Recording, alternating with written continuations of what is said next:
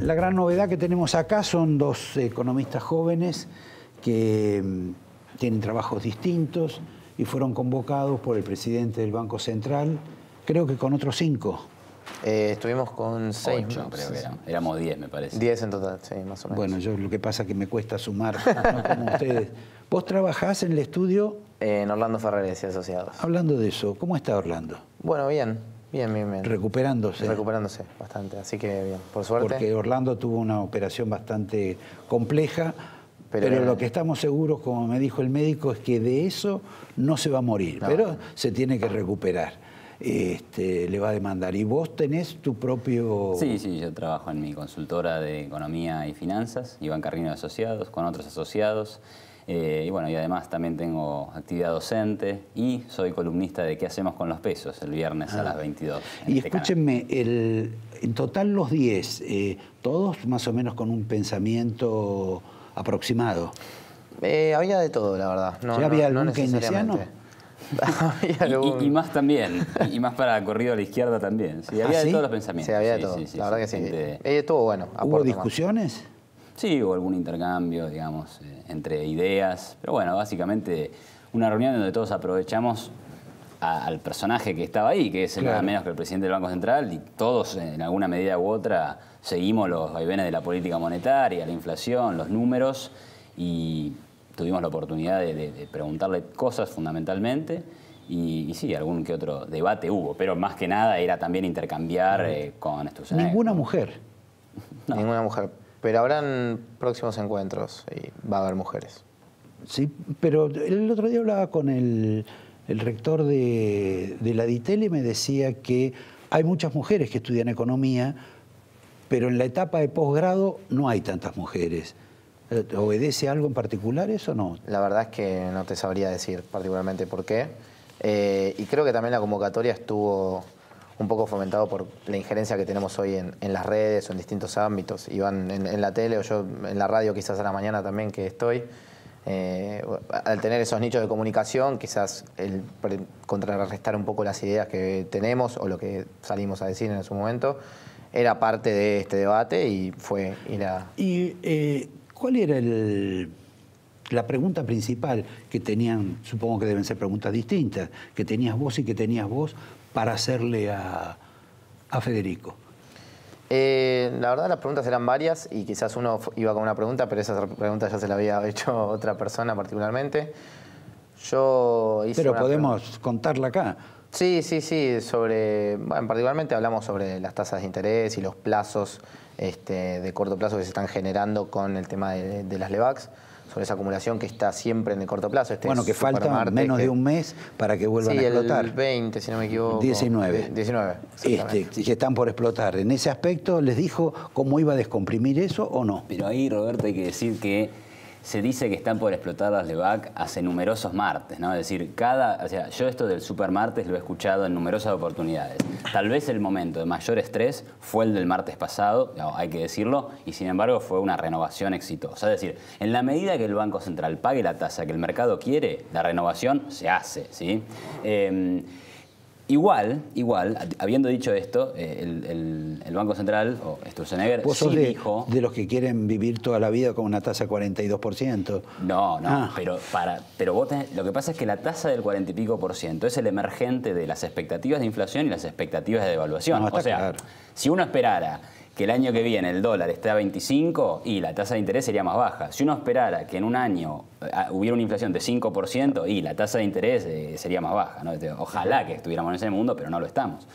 Igualmente sí, el presidente del Banco Central expresó cierta, no te diría preocupación, pero sí dijo, bueno, hay una cuestión con la renovación. Sería por ahí mejor renovar a mayores plazos, y escuchó diferentes opiniones sobre cómo se podría mejorar este tema.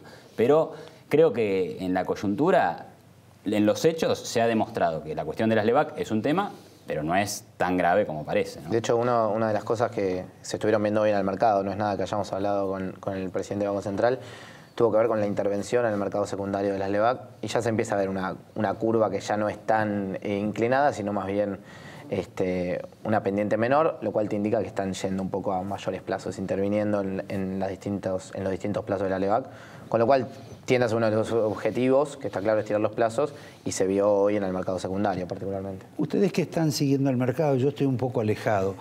A mí me costó entender esto de los fondos del Templeton y el otro, el más... BlackRock. BlackRock, el más grande del mundo, es que toman plata en pesos al 20%.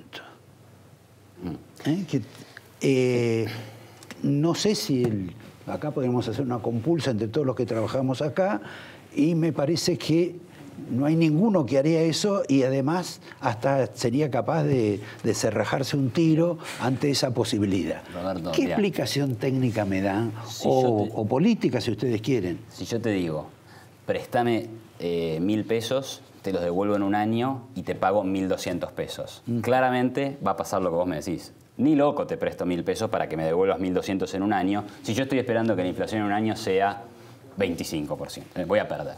Perfecto. Ahora, si yo te digo que la tasa es fija por 10 años, es decir, que por 10 años te pago el 20% anual, ahí lo que tenés que comparar es tu expectativa de inflación de acá a 10 años. Y ahí vos podés perder en el primer año, incluso podrías perder en el segundo, pero después en el tercero, cuarto año, quinto, va a tener una tasa real positiva. Es decir, vas a estar ganando plata. Entonces, poniendo eso sobre la mesa, me parece que no es tan curioso que alguien haya aceptado ese tipo de inversión, ¿no? Esto es que son más vivos que nosotros. No, para nada, digamos. Perdón, es simplemente una deducción lógica. Bueno, es que están confiados en que, por ejemplo, la inflación va a bajar. Claro.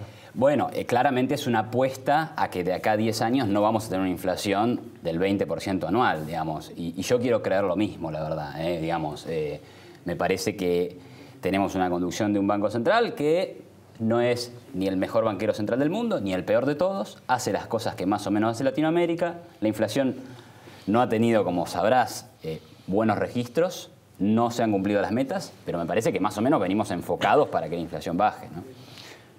¿Vos pensás lo mismo? Yo creo que el proceso es bastante complicado dada la situación que tiene Argentina. O sea, hoy la necesidad que tiene dólares de financiamiento externo te hace ser bastante vulnerable. Entonces también cuando vos ves la hoja del balance del Banco Central, por ejemplo, cuando acumula gran cantidad de LEVAX y la contraprestación es tener gran cantidad de reservas, a la vez cuando vos te empezás a deshacer de esas LEVAX, digamos, empezás a vender esa cantidad de LEVAX, o en ese caso a recomprar, y salís a vender los dólares que tenés, vas a tener que salir con un tipo de cambio más alto, ¿no? Entonces, porque efectivamente vos querés que no haya un descalce entre las dos cosas que vos estás realizando. Y eso obligatoriamente te va a obligar a que cada vez que vayas desarmando posiciones, los fondos que entran, o la gente que tiene LEVAX, y vos estés sostenido porque tenés reservas, vas a tener que estar convalidando subas del tipo de cambio medio casi permanente, porque sostener el tipo de cambio cuando te salen a querer comprar con esa demanda tan fuerte, bueno, te puede generar obviamente convulsiones. Con lo cual creo que con un déficit tan grande que lo estamos financiando siempre con deuda y demás, las metas de inflación para mí no tienen demasiado sentido en este contexto. En otros contextos, en otros países han funcionado muy bien y tampoco me parece que tengan sentido. No hay proceso desinflacionario que se haya cumplido con metas de inflación que no se cumplieron en ningún momento. Y esto ya, si bien el primer momento tardó en general, si vos ves los procesos, como han sucedido en Latinoamérica y en otros países, al principio tardan, no es que siempre convergen a la meta, pero ya van a ser 2 años con cambio de meta en el cual no se cumple y la expectativa tampoco es buena. A propósito, usted mencionó el tema del déficit, ¿no? Y la voluntad de bajar en un punto y monedas progresivamente el déficit, por lo menos este año. Ahora, si uno piensa que el tema de la reparación histórica que introdujo este gobierno le agregó un punto y pico al presupuesto, al déficit, es algo que uno tendría que pensar que estábamos mejor en la época de Cristina, lo cual parece una enormidad decirlo, ¿no?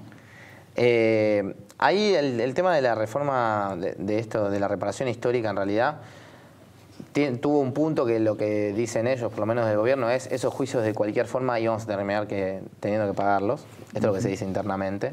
Íbamos a tener que terminar pagándolos, con lo cual haber hecho esto de una movida política te generó, por lo menos como un consenso de decir el gobierno se está ocupando de los jubilados. Después automáticamente eso, políticamente hablando, se fue todo para atrás cuando hicieron la reforma jubilatoria, o sea, la reforma de la cambio de fórmula. Exactamente.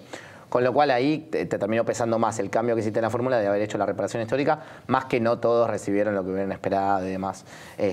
Pero yo creo que por como estábamos, la situación era bastante complicada para hacer masivo eso, pero si la respuesta es indefectiblemente íbamos a terminar haciéndolo de una forma u otra y lo aprovecharon políticamente. En esa conversación que tuvieron con Sturzenegger, ¿ustedes observaron que hay un cambio entre lo que venían administrando, lo que venían prometiendo y lo que venían haciendo y lo que van a hacer a partir de ahora, más allá del cambio que te obliga a hacer el Fondo Monetario? Bueno, mirá, a ver, en base a la reunión, pero también en base a lo que vi en estos días, ¿no? Parecería haber un cambio. A ver, en los hechos concretos, cambio hubo en términos de política monetaria, es decir, el Banco Central vendió 9.000 millones de dólares y la tasa pasó de 27 a 40. Pero es muy relevante la suba de la tasa porque desde el 28 de diciembre hasta hace pocos días la tasa se había mantenido clavada. Y el Banco Central, que no estaba cumpliendo su meta de inflación... Antes la habíamos tenido bastante altas también. Estuvo en 38... Bajó paulatinamente. Y nunca se supo por qué bajó. Bueno, claro, bajó porque supuestamente te habían mejorado las expectativas de inflación. Algo de eso había. Ahora, después de las elecciones, era claro que no estabas cumpliendo las metas de inflación. El gobierno sube la tasa de interés y un coro de colegas sale a decir que no puede ser, que eso va a generar problemas en la actividad, etc. Y bueno, finalmente esto terminó con el 28 de diciembre. Desde ese entonces hasta hace pocos días el Banco Central casi que tenía prohibido y atadas las manos de tocar la tasa de interés y eso había sido leído... ¿Cómo no es independiente el Banco Central? Bueno, claro. Esto había sido leído, claro, exactamente, como una falta total de independencia, como una vulneración de la independencia del Banco Central. Lo que había conspirado con todas las variables financieras se habían desarmado y había subido el riesgo país, ya había subido el dólar, digamos, el dólar estaba en 17 en diciembre y estaba en 20.50 en marzo, o sea, ya habías tenido una suba del dólar y acá empezó la presión sobre las reservas. Entonces, ¿qué te quiero decir? Cambios en la política monetaria hubo claros, porque hoy el Banco Central parece mucho más independiente que antes. Y en términos de lo fiscal, que yo creo que es el gran problema de la Argentina, más allá de la política monetaria... No la cuenta corriente. No. La cuenta corriente es un resultado de la cuestión y del desequilibrio fiscal. Entonces, la cuestión estoy fiscal... tratando de dibujarte la cabeza. Es que de hecho, no, sí, ya vas a ver cuál es, pero de hecho... La cuestión de la cuenta corriente, para mí, esa preocupación, terminó en el 28 de diciembre, porque la gente dijo, los economistas decían, hay mucho déficit comercial, eso debe ser porque la tasa está alta y el dólar está atrasado. Bueno, los dólares entran porque tenés un agujero fiscal así, entonces de ahí viene la cosa. Bueno, en lo fiscal creo que hay algún cambio. Fíjate vos que Duhovne dijo, che, vamos a acelerar un poquito nuestro gradualismo, y después fueron al fondo. Entonces ahora el fondo te va a decir, acelerarlo más todavía. Veremos qué pasa, creo que hay una incógnita ahí, pero parecería que nos vamos a mover un poquito más rápido, ¿no? También en ese plano tuvimos una devaluación, digamos, no planeada o no planificada por el gobierno.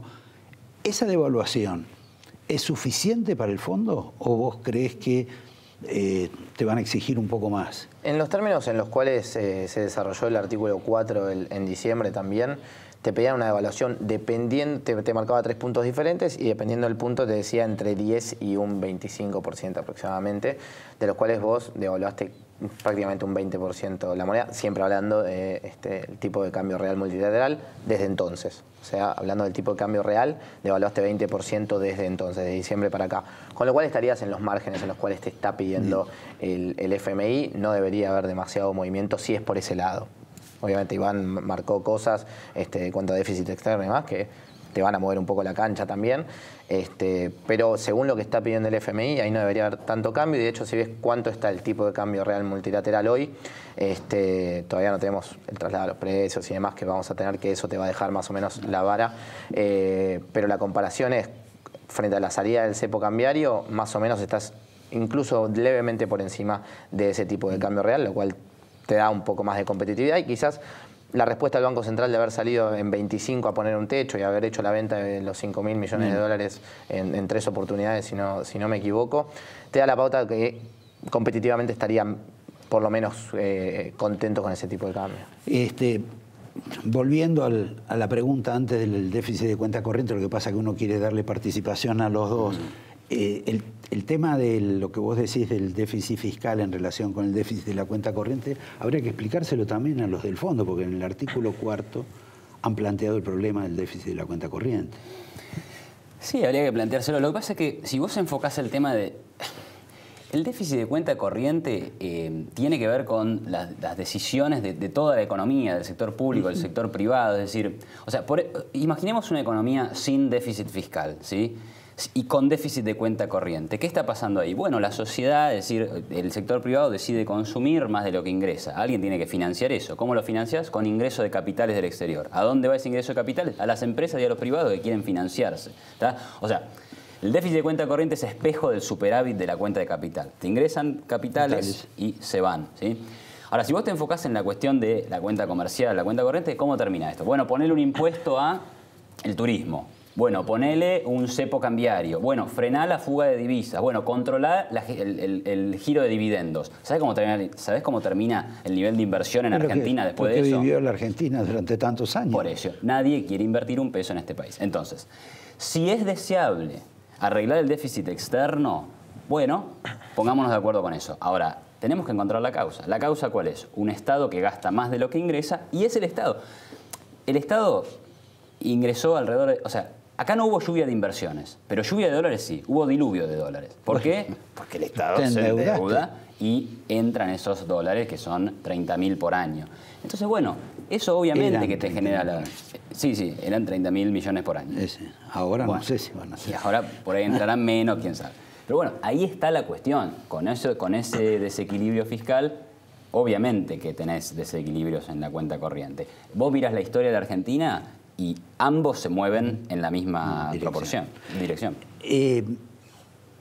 Ustedes hablan un poco de lo que va a venir en el futuro. Vos trabajás en un estudio que normalmente has seguido con mucho detenimiento no solo la estadística pasada, sino que te va advirtiendo cómo viene. Por ejemplo, mayoristas viene muy mal. Sí, viene mal. Sí, cuando uno dice mal, dice más de 10%. Sí, me fui de esos números, pero sí, puede ser. En términos de actividad, por ejemplo, ya el último dato que relevamos era ya menor a lo que veníamos viendo en el primer trimestre, los últimos datos que tenemos de actividad, y ya auguramos que el segundo trimestre no va a ser un buen... Ahora es sorprendente porque en el último trimestre del año pasado y en el primer trimestre de este año, tuviste una mejora importante en materia de actividad, una mejora importante en materia de crecimiento, y de repente se tiró toda la borda por una cuestión interna y por una cuestión externa. Yo creo que ahí está un poco lo que decía Iván, un diagnóstico malo referido a lo que estaba pasando con la actividad. O sea, principalmente el 28D puede haber sido un tema de bajemos la tasa y automáticamente vas a recuperar un poco lo que es el tipo de cambio, además de los fondos de afuera y demás, pero una de las excusas que tuvieron para modificar las metas de inflación fue bajen la tasa, esto les va a permitir bajar la tasa para que la actividad... Federico no reconoce ningún tipo de error, porque él también debió haber sabido o debió haber peleado para decir, no, miren, está creciendo, miren que hay actividad. Bueno, eso lo dijo en una entrevista en Perfil, ¿no? Él dijo que había sido una larga discusión y que él claramente era partidario de no hacer ese cambio, no bajar la tasa y no cambiar las metas. Sí, porque el tema no estuvo tanto en las metas quizás, el cambio de metas quizás era factible, porque si vos mirás diciembre, los números del REM, del Reglamento de Expectativa de Mercado, estaban en 17,4 y la inflación, y digamos, la meta de inflación era 10%. Si la meta de inflación la cambiabas al 15 y no modificabas la tasa, quizás la historia ahora era otra. Sí, y dijo algo interesante Sturzenegger, y lo digo porque yo pienso lo mismo. Él dijo que uno de los debates que perdió en este tiempo fue el tema de que la tasa mataba la actividad. Él decía, la tasa no mata la actividad. Y de hecho, yo quiero enfatizar en ese punto. Si la tasa alta te baja la inflación, la tasa alta es reactivante para la economía. En la medida que vos bajes la inflación, nada más reactivante para la economía, y especialmente la Argentina, tan castigada por la inflación, que bajar la inflación. Él planteaba de alguna manera algo así, es decir, yo subo la tasa para bajar la inflación y en la medida que la baje vamos a tener éxito en términos de actividad. Según lo que él comentó, ese debate lo perdió y por tanto terminamos en el 28. Ahora lo ha ganado, digamos. ¿Cuánto tiempo, digo, para cerrar todo esto y que la gente se vaya a dormir naturalmente intranquila. ¿Cuánto tiempo ustedes imaginan, sospechan o han conversado con él sobre va a durar este nivel de tasas que obviamente después de un determinado tiempo es explosivo, pero que va a generar obviamente falta de actividad, nada de crecimiento? ¿Cuánto dura eso? A ver, yo creo que dura... No, digo porque vos estás pero no es que convencido de que va a ser reactivante. Yo digo, dura hasta que se empiecen a quebrar las expectativas de inflación. Hace como 7 meses que las expectativas de inflación vienen creciendo mes a mes. Entonces tenés que cortarlo eso. Entonces las expectativas de inflación tienen que quebrarse a la baja, todo el mundo tiene que convencerse de que la inflación va a bajar y eso te va a permitir a vos ir bajando la tasa de interés e ir renovando estas LEVAX a tasas menores, ¿sí? Y así se desarma la pelota. Yo ahí creo una cosa diferente. Me parece que en largo plazo estoy completamente de acuerdo con Iván y me parece que... Pero hay que llegar al largo plazo. El tema del largo plazo, o sea, cualquier paper de economía te muestra que la inflación termina siendo negativa en términos de crecimiento y eso está clarísimo. El tema es que en el corto plazo una pyme te termina descontando un cheque en cuevas hasta 70%. Entonces ahí tenés ese efecto también que es adverso en términos de actividad, de financiamiento particularmente, encima que el mercado de capitales argentino es bastante chico. Bueno, les agradezco la visita, les doy un recuerdo del Angelito, encima... Muchas gracias, sí, claro. El vino Los Haroldos, uno para cada uno. Bueno, y más seguido. Nosotros te trajimos también. También. Te traje mi último libro, publicado en abril por una editorial. El liberalismo económico. ¿Cuántos liberales que hay ahora? ¿Qué va a pasar si esto llega a terminar mal y le echan la culpa al liberalismo, cuando esto no tiene nada que ver con el liberalismo? Esto no tiene mucho que ver con el liberalismo y esperemos que no se repita la historia. Pero las medidas liberales que se han tomado han sido positivas. Fin del cepo, baja de impuestos, hay que decirlo solamente. Él lo hubiera querido que lo tengas, así que el último del viejo. Mira vos, bueno, como ustedes saben, el señor es hijo de Tommy Bulat, con quien hemos compartido en otras épocas algunas charlas. Sé que sí. En fin, un buen recuerdo. Gracias a vos. A ustedes los veo el próximo lunes.